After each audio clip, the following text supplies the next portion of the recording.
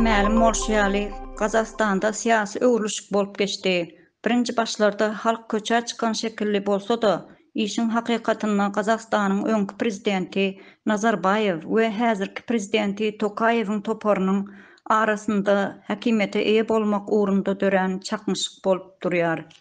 Gelýän habarlara görä Tokayew öwrülüşikden soň Nazarbayewiň döwletdäki we iş dünýäsindäki adamlaryny öz syýasy bähbidi üçin ýok edip başlandygy öňe sürilýär.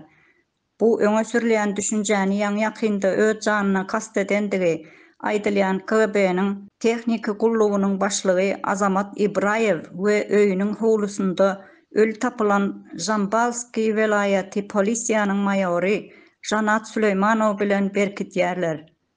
Görnüşe görä Gazagstanda bu öwrülüşe garşy halkyň hem nägile bolmagy we Tokayewa bolan ynamyň azalandygyny esasenam Russiýanyň kömegi çağrylmagy Gazagstanyň ýaşaýjylarynda uly şübhe döredýär diýip yerli halk habar berdi.